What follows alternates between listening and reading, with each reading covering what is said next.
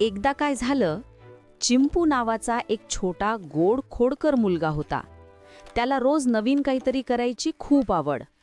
एका सकाळी सूर्याची सोनसळी किरणं खिडकीतून आत आली. पक्षी चिवचिवत होते आणि चिंपू उठताच म्हणाला, आज काहीतरी भारी साहस करायचं. चिंपू घराच्या अटारीत गेला. तिथे सगळीकडे धूळ, जुने बॉक्स, पण एका कोपऱ्यात चमकणारी लाल रंगाची टोपी. चिंपूने टोपी उचलली आणि म्हणाला, ही तर जादूची वाटते, घालून बघूया. टोपी घालताच धप, चमचम, फटफट टोपी चमकायला लागली आणि टोपीच बोलू लागली, हॅलो चिंपू, मी आहे जादूची टोपी. तुला एका जादुई दुनियेत न्यायला आलीये. क्षणात चिंपू भोवती रंगीत प्रकाश फिरू लागला आणि तो एका सुंदर जादूच्या जंगलात पोहोचला. तेथे झाडे चमकत होती, फुलपाखरे प्रकाशाची बनलेली होती आणि पाण्यात निळा उजेड झळकत होता.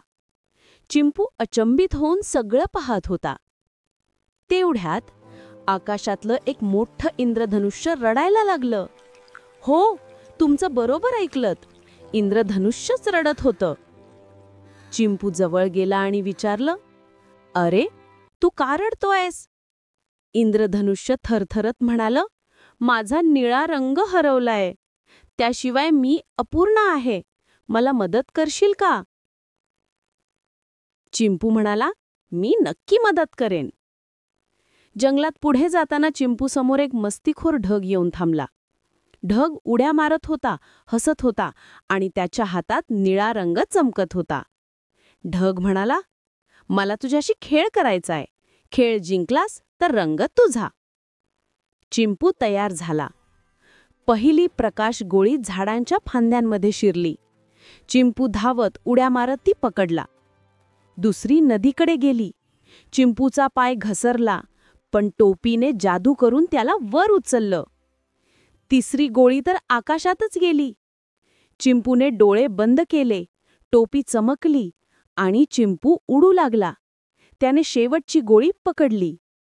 ढग खुश झाला आणि म्हणाला, वा, तू तर खूप धाडसी आहेस.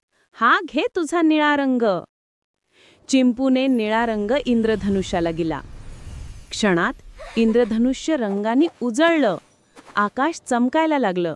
सगळीकडे जादूच जादू. इंद्रधनुष्य म्हणालं, धन्यवाद चिंपू, तू खरा मित्र आहेस. टोपीने पुन्हा प्रकाश केला आणि चिंपू आपल्या खोलीत परत आला. त्याच्या हातात निळा चमकता तारा होता. चिंपू हसत म्हणाला, वा, हे खरंच जादू होतं. बघितल्याबद्दल धन्यवाद मुलांनो.